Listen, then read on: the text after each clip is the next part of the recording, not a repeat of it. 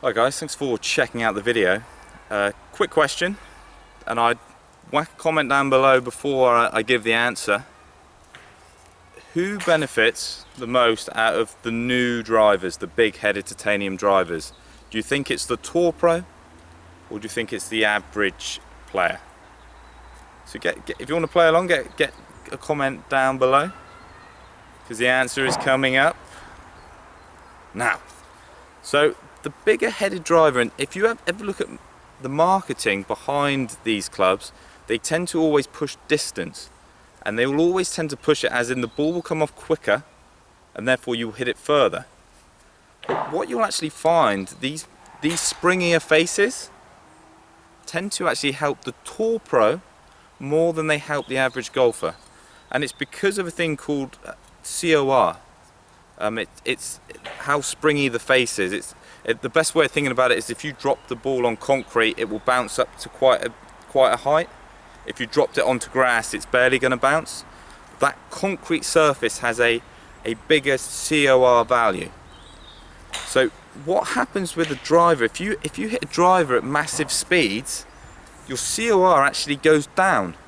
So you'll actually find sometimes, if you look at smash factor, a player with a real high speed will actually have a lower smash factor than somebody with a low speed. And that doesn't mean that the low speed player has a more pure contact.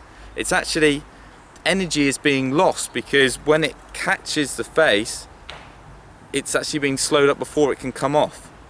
So these springier faces have a bigger effect because although they deform, so the contact, so they actually take some of the energy away, it's that trampoline effect, it releases and then that actually gives it back.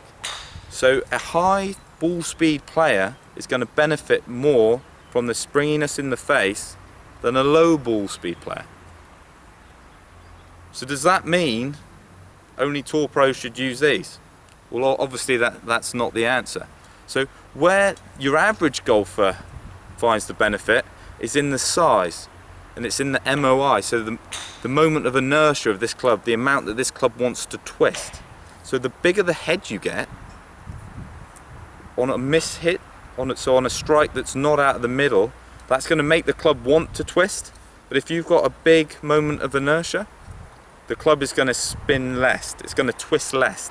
So as a result, you're going to get a purer contact off of a miss hit. So you're not maybe going to gain these massive distance changes like the marketing sort of suggests, but what you will gain is in your average distance. So let's factor it in that your average player is going to miss the middle of the club more. That is where they will get the benefits. So it's not a case of saying one should use one and one shouldn't. It's just the benefits are very different across the populations, and it can kind of sort of answer when me and Mark went up to see the TaylorMade Tour Pros, a lot of them were using this SLDR but in the smaller headed version. So the smaller headed version, you can swing a bit quicker in the head because it's smaller. They still get the gains out of the springiness in the face.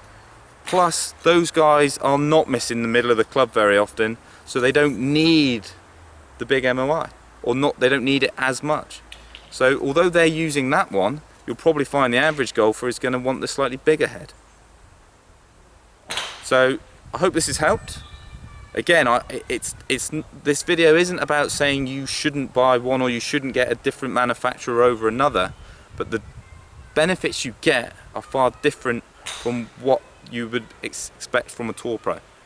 And it's certainly a case is when you've got an average golfer using old equipment, a small headed thing from sort of 10-15 years ago, I mean, they could really improve their performance by buying this bigger head. So it's also not me having a go at marketing, because these clubs really do help, but sometimes it can be misleading as to why.